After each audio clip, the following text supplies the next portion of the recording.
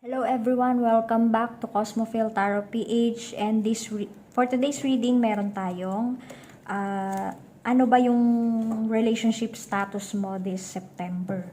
So this is general reading, again disclaimer, general reading, possible na makaresonate or possible na hindi. So be open-minded po.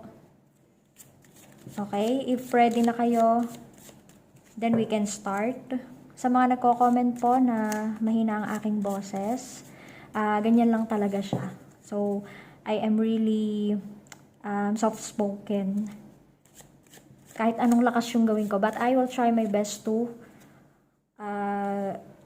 have a good microphone. Just give me time po para makahanap ng magandang microphone para mas malakas yung ating boses. Ayan, the luck. Our first card or second card, the move. May ano dito, may mabubuong relationship, merong sasagot sa nililigawan or may sasagot sa nanliligaw sa kanya, or merong relationship na magbubuo ngayong September. Ayan, meron ding the move. So, sa mga single, possible na this is your time. Na kung lalaki si viewer, possible na this September will be a good month for you para gumawa ng hakbang kung meron kang gusto. And kung babae naman si viewer, this is the month for you para mag-respond ka na sa feelings ng iyong suitor. Okay. So, we also have the shot. Ayan. Meron ditong tinamaan ng bongga. That's why, meron din tayong the move. So, meron dito, talagang tinamaan siya. Okay. At, ngayong September, magkakaroon ng linaw. Mabubuo ang mabubuo dito na relationship. Ayan, the sweet. Meron ding mga magpapakitaan dito ng sweetness. Ngayon, kung this sweet card is related with this, the move, sana hindi lang sa una yan. Okay? Sana tuloy-tuloy. Sana hindi na ngayong September. Hopefully, pag sinagot kayo ng inyong nililigawan, or if babae kayo at sinagot nyo na yung nanliligaw sa inyo, sana kahit hindi September, magtuloy-tuloy yung inyong sweetness. Okay, ayan, may the maze. Meron din namang, kung merong mabubuong relationship, meron din namang malilito. Okay, so mako-confuse ngayong September. Possible do sa iba sa inyo, this the maze card is for, you know, yung parang medyo mahaba ang buhok dyan, na maraming suitors. So, this is your, parang medyo mako-confuse kayo this coming September kung sino ang inyong sasagutin. O kaya doon naman sa mga, sa mga nanliligaw, mapapuzzle kayo kung bakit parang hindi, kailan ba kayo sasagutin nitong inyong nililigawan. So, merong dito, mapapuzzle kayo kung bakit. Sasabihin nyo, kulang ba yung aking ginagawa? Or ano pa ba yung dapat kong gawin para mapasagot ko siya? Tapos kung babae naman kayo, you may think na, sino ba sa kanila? Okay, for example, you have two suitors. Sino ba sa kanila yung aking sasagutin? Yan, yung mga tanong na ganyan. The time, ayan. Meron, yung iba naman, now is the time for you to show your true feelings. Huwag ka nang magpakipot, okay? Huwag mo na siyang paasahin kung hindi. Or kung may pag-asa naman siya, this is your time para ipakita dun sa person na yun na meron siyang pag-asa. Kasi, you know, sometimes possible na pag nainip yung isang lalaki, syempre magsasawa rin yan, 'di ba? Merong mga ganon. Ayan, the power. We also have the song. Ayan. Parang ano, merong manghaharana sa inyo, magse-serenade. Ayan. And because of this, you will be fascinated with that person. So, ito ang hint, okay, kung saan kayo masaya, yung iba sa inyo, kung saan kayo masaya, like for example, you have more than one suitor, ayan, possible yan, okay, hindi sa lahat, pero kung sa iba sa inyo, na sobrang habulin talaga, this will serve as a guide kung sino yung gusto nyo. So wag kayong mag-base lang sa itsura, wag kayong mag-base sa kakayahan niya or sa income, ayan. But pwede nyong tingnan yung kanyang kalooban. Yung mga kalooban nila, kung sino talaga yung mabait, kung sino yung sincere regardless of their status, of their job. Yan, kasi kapag ka mabait ang isang tao, marami namang opportunity lalapit dyan eh. So, he or she has the power to manifest kung ano man yan. Hindi naman siya sa ngayon mo makikita kung sino ba yung successful sa kanila. Pero kung successful na yung isang tao na yon para sa'yo, na kahit hindi successful or hindi, pero gusto mo siya, then, it's up to you pa rin. Kaya yan, the return. May magbabalik dito. Okay? May magbabalik sa inyong buhay para para magparamdam ulit siya. Ayan, the wave. Ano siya, parang magiging alon siya sa inyong buhay ngayong September, yung magbabalik. Okay? Now, kung sa mga married naman, there is the sweet card. So, ano pa rin, kahit married na kayo, you still have that sweetness. Hindi yun mawawala ngayon. Parang mas magiging mas sweet pa kayo sa isa't isa ngayong September.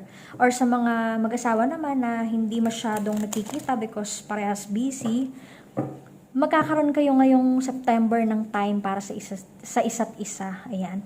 Merong mag-aano sa inyo, mag-aaya na, to spend time together again after your busy days. Yan. So, meron tayong, ayan, the lovers. Talagang merong balance this coming September. So, wala tayong na-read na possible separation. Okay, and that's a good thing kasi kung hindi sweetness, may mabubuong relationship. Kung meron mang mapapasal, merong confusion, at least meron kang insight, meron kang guide para pumili kung sino talaga yung dapat mong piliin. And merong magbabalik din, ayan. But for separation, it's a good thing na wala tayong naitap na energy ng separation. So, we have the sun, ayan, reverse si the sun. So, possible dito, because of the confusion that we are talking about a while ago, ayan, medyo kailangan mo ng enlightenment for this month para makapag-isip-isip. Kasi, yung love life, hindi naman yan minabadali. You have to observe their effort, kung sino talaga yung sincere sa'yo. Pakiramdaman mo because sometimes meron kang, parang medyo naliligaw ka ng landas. So, you have to take good insights, parang mag-observe ka. Okay, mag-observe ka ng maigi. Ayun yung sinasabi ni the Sun card. And we have the Emperor. Huwag ka masyadong, demanding, okay? You do sa mga admirers or dun sa, hindi siya admirer, suitor, sorry. Doon sa mga suitors naman, huwag kayong mag-demand masyado this coming September na you need an answer immediately. So, you have to parang i-ano nyo muna siya. Bigyan nyo siya ng time. That's why there's the time card. And sa mga babae naman, huwag kayo masyado mag-demand kung ano lang yung gustong or kayang ibigay ni suitor, then yun lang. Okay? We also have 6 of Wands. Ayan. So this refers to parang ano siya eh, paparating na kung ano yung hinihintay mo. That's why this September is really a meaningful month for you sa iyong love life. Kasi dyan mo talaga siya makikilala or dyan magkakaroon ng ng linaw lahat. And we also have 5 of Cups. Huwag kayong masyadong matampuhin, okay? If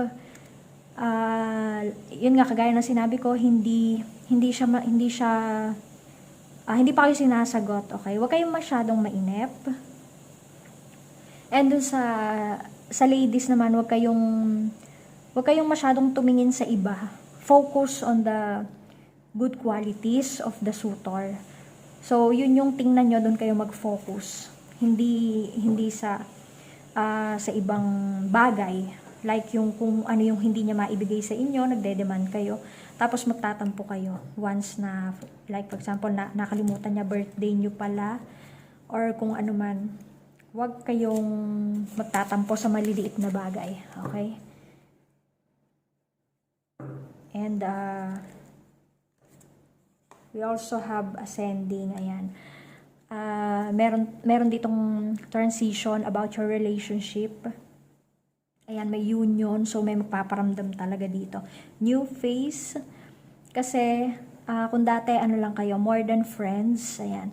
Ngayon, magkakaroon kayo ng talagang, alam niyo yun, yung mafa-finalize talaga yung inyong feelings for each other. Uy, ayan, si separation. This is not a separation na kinatatakutan natin na may hiwalayan. I can see this as yung sa mga long distance relationship dyan. Yan, yung mga LDR. So, merong kayong, alam nyo, mahirap i-handle yung LDR din, di ba? But, despite this sadness or he or she is missing you, so unsure of future, meron naman kayong transcending obstacles. So, malalagpasan nyo to. This is just for the meantime. Ang gawin nyo, mag-chat kayo, video call lagi. Kung hindi naman kaya ng video call, then pwedeng pagka busy yung isa, pwede rin namang just leave a message. Nakamusta siya o kaya I'll go to work, ayan. I'll chat you later. Tapos kahit hindi naman kayo magsagutan agad-agad, this can help your relationship na para hindi kayo masyadong ma-homesick or ma-miss ang isa't isa. So, kiss on a ring, many options. Ayan yung sinasabi ko kanina, meron ditong the maze. So, meron talagang decision na mangyayari this coming September. So, this September, everything will be finalized. So, sa mga single dyan, ayan, makakapili rin kayo soon kung meron kayong more than one suitor. Pero kung isa lang, you can finally decide kung this person is for you talaga. Just dun yung parang mag-focus lang kayo sa kaya niyang ibigay at the moment. Huwag kayo masyadong maghanap, huwag kayo masyadong wag rin kayo masyadong seloso, wag din kayo masyadong ano bang tawag doon, yung parang possessive. Okay? And everything will work out. Yun lang po. Thank you so much.